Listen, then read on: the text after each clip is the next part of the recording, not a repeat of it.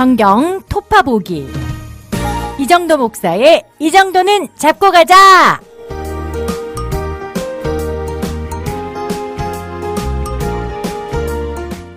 안녕하십니까, 이정도입니다. 오늘은 우리가 레위기 24장부터 레위기 마지막까지 4장 함께 읽어보려고 합니다. 이제 레위기 드디어 맞춰지게 됩니다. 24장은요, 성막에 등잔기름, 그리고 성막에 떡 있는 것. 기억나시죠? 성막 안에 성소가 있고요. 성소가 이제 텐트죠, 말하자면. 성막에 들어가면은 뜰이 있고, 뜰 안쪽으로 더 들어가면 텐트처럼 성소가 있는 거죠. 그 성소에 들어가면 이제 진설병이라고 해서 떡이 있고요. 그 떡을 놓는 상, 그리고 이 좌측에는 등잔이 있습니다. 등잔대. 그래서 성막에 등잔에 있는 그 기름 넣는 방법, 그리고 떡을 어떻게 만드는가. 진설병, 하나님께 드리는 그 떡. 6개씩 이제 두 줄로 돼가지고 총 12개의 떡입니다. 꽤 큽니다. 10분의 2에바라고 나오는데요. 꽤 크기가 커서 이것들을 안식일마다 교체를 하는 거죠. 그래서 교체된 것은 하나님께 드려진다라고 해서 일주일 동안 놔뒀다가 교체한 후에는 레위인들이 이제 먹게 되는 거죠. 그리고 또 갑자기 스토리가 하나 등장하는데요. 단지파 슬로밋의 아들, 이제 이 사람이 아빠는 애굽 사람이고요. 엄마가 슬로밋입니다. 그러니까 엄마는 이스라엘 사람인데 아빠는 애굽 사람이다. 그럼 이 사람이 이제 정체성이 좀 모호할 수 있겠죠. 역시나 이스라엘 사람들하고 싸움이 붙었는데 이 사람이 이스라엘의 하나님 여호와를 모독하는 겁니다. 이 사람은 그러니까 정체성은 사실은 이스라엘 사람은 아닌 거예요. 엄마 쪽이 이스라엘 사람이라서 함께 오긴 했지만, 그래서 이렇게 하나님을 모독한 사람에 대해서 어떻게 할까요? 했더니 죽여라. 일벌백계죠, 말하자면. 좀 잔인하다 생각하실 수도 있지만 이런 일벌백계의 의미 말씀드렸었습니다. 그러면서 이것이 이제 그냥 단순히 하나님을 모독한 자들을 죽인다, 이렇게 어떤 하나님만을 지키는 그런 법이 아니라 사람을 죽인 자는 죽인다. 상처에는 상처로, 눈에는 눈, 이에는 이. 이렇게 거류민이든지 본토인이든지, 즉 이스라엘 백성이든 이스라엘과 함께하는 이방인이든 무조건 상처에는 상처로 갚아라. 죽이는 자는 죽여라. 말씀드렸습니다. 이렇게 죽이는 자를 죽이라고 하실 때에는요, 이 법의 목적은 죽이는 것 자체가 목적이 아닙니다. 우리가 뭐 사형제 논쟁이 있지만 어쨌든 사형제는 좋은 건 아닙니다. 분명히 사람을 죽이는 것은 주님이 원하시는 일이 결코 아니에요. 사형제의 목적은 사형시키는 것 자체가 아니고 어떻게든 범죄율을 줄이는 게 이제 목적이겠죠. 이거 가지고 우리는 뭐 여러 가지 논쟁이 있을 수 있는데, 구약에서도 마찬가지로 사람을 죽인 자는 죽이라 하실 때 그것은 그를 죽이는 것이 목적이 아니라 그만큼 살인을 하지 말아라 라는 것에 방점이 있다라고 하시면 되겠습니다. 자, 25장 안식년과 희년규례가 있습니다. 오늘 사실 이 부분을 좀 자세히 봤으면 좋겠어요. 25장에 이제 안식년, 희년, 또 안식일 규례가 같이 나오는데요. 재미있는 건 뭐냐면 신약 시대의 이 바리새인들, 우리가 신약을 배울 때 가장 많이 부딪히는 게 안식일 논쟁이거든요. 바리새인들을 중심으로 해서 이스라엘 백성들이 안식일을 정말 중요하게 여깁니다. 지금도 마찬가지입니다. 이스라엘에 가면요, 모든 이스라엘 사람이 그런 건 아니고 종교적인 유대인들은 안식일을 정말 중요하게 잘 지키거든요. 그걸로 막 예수님까지 정죄할 정도입니다. 이 사람들, 신약시대의 바리새인들이 예수님하고 부딪히는 가장 핵심적인 지점 중에 하나가 안식일 논쟁인데요. 그렇게 예수님을 정죄할 정도로 안식일을 잘 지켰다고 하는데, 막상 오늘 우리가 뭘 안식년과 희년을 지켰단 말은 없어요. 신약에. 아마도 안 지켰을 겁니다. 이 사람들이 정말로 율법 전체를 순종하고 싶은 마음이 있었다면 안식년, 희년, 그리고 오늘 이제 본문에 보면 이런 말씀도 있는데요. 레위기 25장 23절에 토지를 영구히 팔지 말 것은 토지는 다 내 것임이니라. 이 말은 무슨 말이냐면 땅은 사고 팔지 말라는 겁니다. 땅을 급하게 돈이 필요해서 땅을 팔 수도 있지만 그거는요, 영구히 파는 게 아니에요. 희년이 되면 땅은 원래 주인에게 돌아오게 되어 있습니다. 땅을 완전히 사고 파는 것은 금지되어 있는 일이에요. 왜냐? 너희는 거류민이요 동거하는 자로서 나와 함께 있느니라. 나가 이제 하나님이에요. 땅은 원래 하나님의 것이에요. 땅은 하나님의 것이고 인간은요 땅의 주인이 아니라 거류민이요 동거하는 자로서 하나님께서 주신 땅 위에 살고 있는 겁니다. 그러니까 당장 내가 이 땅에서 일을 해서 소산을 먹을 수도 있고 급할 때는 정말 이 땅을 팔 수도 있지만 영원히 팔 수 있는 자격이 없어요. 나에게는. 나는 땅 주인이 아니기 때문에. 그런데 신약 시대에 보면요. 땅을 사고 파는 일들이 있습니다. 땅이 막 여러 사람이 소유가 돼 있는 거고 심지어 레위인들이 땅을 소유하고 있는 일도 있죠. 대표적으로 레위인 요셉이라는 사람이 땅을 소유하고 있었어요. 원래 구약에 의하면 레위인은 땅을 소유할 수가 없거든요. 그런데 이 사람이 땅을 가지고 있다가 큰 땅을 가지고 있다가 예수님을 믿은 다음에 그 땅을 다 팔아서 그 돈을 기부합니다. 그 사람이 바로 우리가 알고 있는 바나바죠. 이건 이제 사도행전 할 때 다시 이야기하겠지만 구약에서도 마찬가지입니다. 구약이든 신약이든 이런 율법들이 잘 지켜지지 않았다는 걸 알 수 있고요. 그래서 이사야서에 보면 당시에 어떤 부패한 타락상을 고발할 때에 5장 8절에 가옥에 가옥을 연하며 전토에 전토를 더하여 빈틈이 없도록 하고 이 땅 가운데서 홀로 거하려 하는 그들은 화 있을진저 이런 말씀 나오는데요. 이게 무슨 말이겠습니까? 가옥에 가옥을 연하고 전토에 전토를 더한다. 땅을 막 사고 해서 점점 더 큰 땅을 사려는 사람들이 있는 거예요. 부자들이 그 돈 가지고 뭐 하겠습니까? 다른 거 사는 것보다 땅 사는 게 제일 좋은 거예요. 왜냐하면 땅은 계속해서 그에게 이 농업사회에 소산을 가져다 줄 것이기 때문에. 그러니까 부자들이 그렇게 할 때 이사야나 이런 선지자들은요. 미가 선지자도 그렇고 그런 걸 굉장히 강하게 비판합니다. 왜냐하면 하나님이 그렇게 하지 말라고 하셨거든요. 땅은 사고 팔 수 있는 것이 아니다. 어쨌든 이 안식일과 안식년, 희년, 이 안식일과 마찬가지 의미에서 주시는 건데요. 안식년, 희년. 땅과 연관되어 있는 부분들이 많이 있습니다. 안식일의 의미를 먼저 좀 생각해 보면 안식년과 희년의 의미도 역시 확연하게 알 수 있는데요. 안식일의 의미 한 4가지 정도 저희 여러 번 말씀드렸습니다. 먼저 첫 번째는 쉼이죠. 하나님의 창조를 기억하면서 이 일을 항상 하는 것이 아니라 일을 열심히 하되 또 하나님께서는 인간을 쉬게 하셨다는 것 기억하면서 하나님 안에 쉼을 누리는 것이 안식일의 의미겠죠. 나만 쉬는 것이 아니라 내 집에 있는 종들도 쉬게 하는 것이죠. 또 한 가지는 이렇게 쉼을 통해서 회복이죠. 회복. 사람은 쉬면서 회복됩니다. 노예라고 하더라도 혹사시켜서는 안 돼요. 회복의 시간이 반드시 필요합니다. 주인이든 노예든 모두 회복되는데 안식년도 마찬가지입니다. 회복의 의미를 가지고 있고요. 희년도 역시 회복의 의미를 가지고 있습니다. 그리고 이제 3번째 의미는요. 이렇게 쉼을 통해서 회복을 얻고 쉼과 회복을 통해서 뭘 또 얻냐면요. 하나님의 주권을 인정하는 거예요. 이게 무슨 말이냐면 내가 일을 열심히 하는 것 같지만 이 일은 결국 누가 하시는 것입니까? 하나님이 하시는 겁니다. 내가 농사를 열심히 짓지만 이 농사의 결과는 누구에게 달려 있습니까? 하나님께 달려 있는 거죠. 그걸 고백하는 행위가 하나님께서 주신 안식일 규례를 지키는 거예요. 이날 일을 안 함으로써 난 정말 막 일해야 될 것 같은데 그래도 멈춤으로써 이 모든 것의 주인은 하나님이십니다라는 걸 고백하는 어떤 신앙 고백의 행위가 되는 거죠. 그래서요, 이 안식일, 안식년, 내가 일하지 않고 하나님의 섭리로 궁극적으로 마지막 의미는 이 모든 것들, 쉼과 회복과 그리고 하나님께서 하신다는 그 믿음을 고백하는 이 모든 것들을 통해서 하나님께서 원하시는 세상의 모습, 그것이 바로 하나님 나라의 모습이 이 땅 가운데 구현되는 겁니다. 그 안식일, 안식년, 희년을 통해서 하나님 나라의 모습이 이 땅에 구현되는 거죠. 이 4가지 의미인데요. 안식년과 희년도 마찬가지다 말씀드렸어요. 안식일처럼 쉼과 회복이 일어나는데요. 안식일에는 사람이 쉬죠. 사람과 짐승이 쉰다면 안식년에는 뭐가 쉬냐면요. 땅이 쉼을 얻습니다. 먼저. 땅이 쉼을 얻고 회복되는 거죠. 이거 우리도 충분히 이해할 수 있는데요. 농사 짓는 분들 이제 지력이 회복된다 이런 표현 하십니다. 땅도요.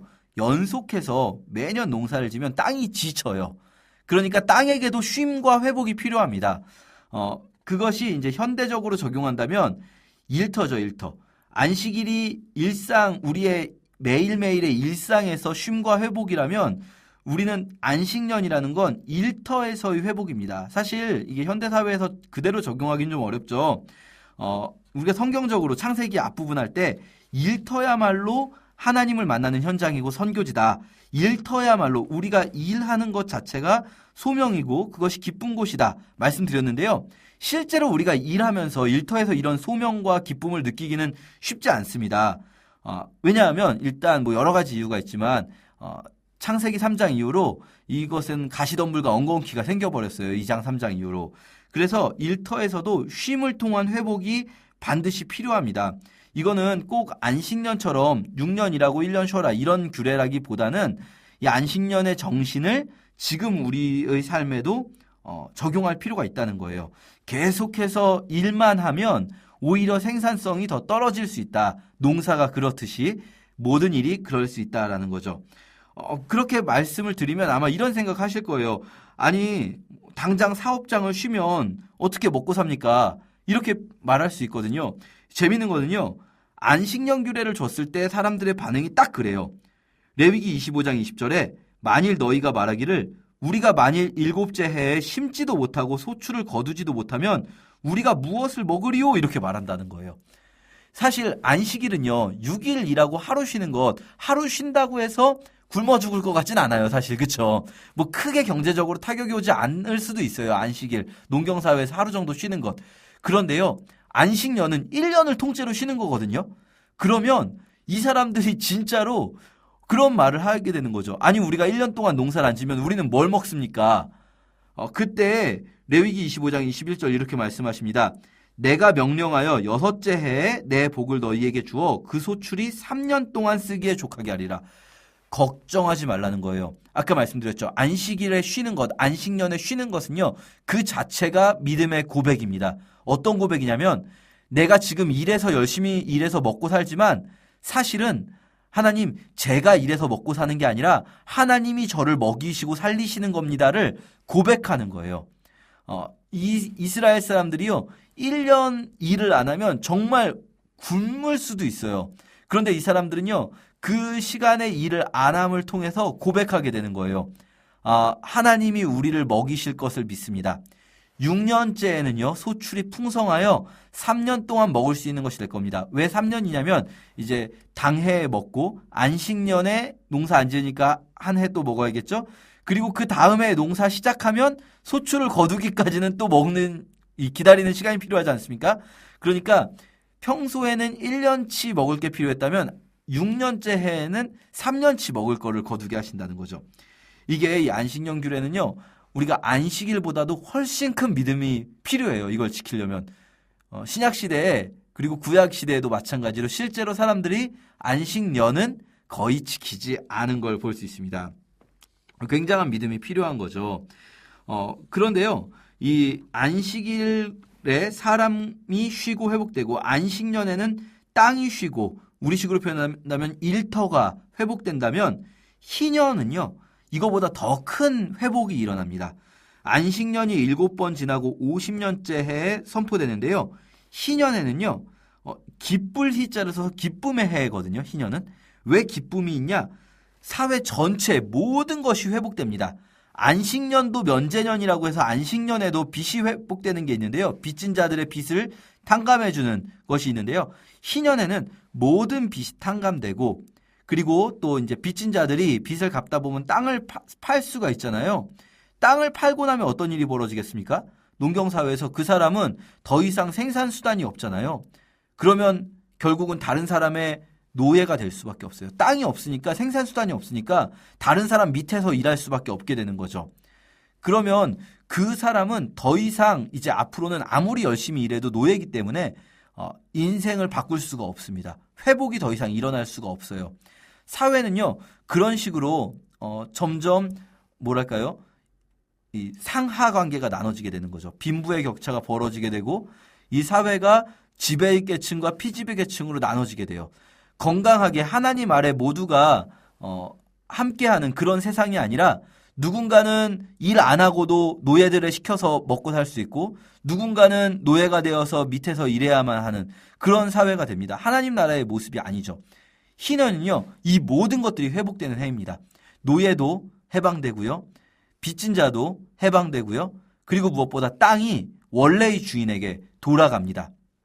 이건 정말 굉장한 그 믿음이 있어야 할 수 있는 거예요. 왜냐하면 내가 돈 주고 땅 샀는데 돌려줘야 된다는 거예요. 원래 주인에게. 왜냐? 이 땅의 주인은 하나님이시기 때문에. 예, 희년이 실제로 여기 법에는 이렇게 나와 있는데 레위기에 그런데 실제로 희년이 선포되는 것은 신구약을 통틀어서 한 번도 등장하지 않습니다. 아마도 이스라엘 백성들은 이 희년 율법을 지키지 않은 것 같습니다. 우리가 이 구약에 대한 오해가 뭐냐면 구약 백성들은 율법을 잘 지켰을 것이다라는 오해가 있는데요. 예, 그렇게 살았으면 이스라엘 백성들이 왜 다른 나라에게 망하겠습니까? 구약은요, 율법을 주셨지만 그 율법을 지키지 않은 사람들의 이야기예요, 결국은. 한마디로 한다면. 희년 율법은 그런 거죠. 그래서요, 우리가 이 희년을 통해서 사회 구조 전체가 회복된다. 이것을 신약적으로 적용한다면 개인적인 차원에서만 하나님의 관심이 머무는 것이 아니라 사회 구조적인 문제도 하나님의 주권 안에 있고 하나님은 그것도 또한 회복시키기 원하신다. 이런 것들을 또 희년을 통해서 볼 수 있습니다. 희년이 실제로 선포된 적은 없지만 구약 중에 희년이 선포될 것이라는 메시지는 있습니다. 그런데 재밌는 건 그 희년이 언제 선포되냐면 이사야 61장에서요. 메시아가 오면 그 메시아가 희년을 선포하실 것이라는 거예요.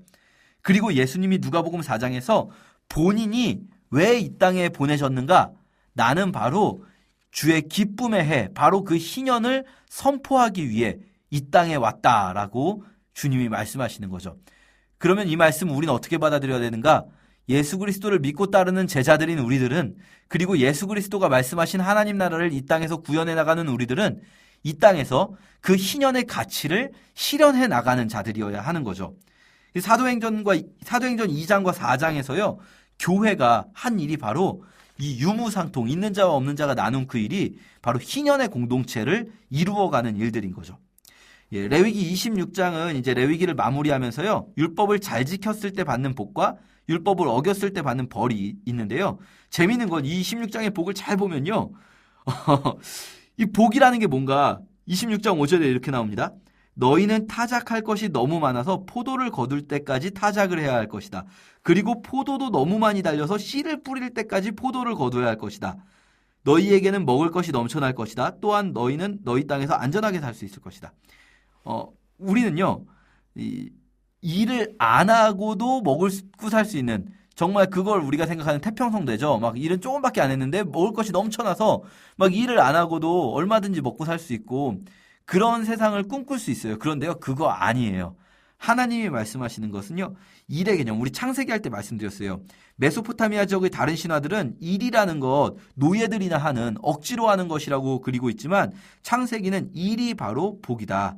지금 이 율법을 잘 지키면 얻는 복은 뭐냐면 막 일을 안 해도 먹고 사는 게 아니라 일할 것이 넘쳐나는 거죠. 막 타작할 게 너무 많이 많아서 포도 거둘 때까지 타작하는, 그것이 바로 이 율법을 잘 지켰을 때 받는 복. 다시 말하면 구약이 그리고 있는 아름다운 하나님의 세상, 우리가 지금 이 땅에서 이루어가야 할 완전한 하나님 나라가 예수 그리스도의 재림과 함께 오시기 전까지 우리가 이 땅에서 만들어가야 할 하나님 나라의 모습이다. 그렇게 생각하면서 레위기 마지막까지 함께 읽겠습니다. 감사합니다.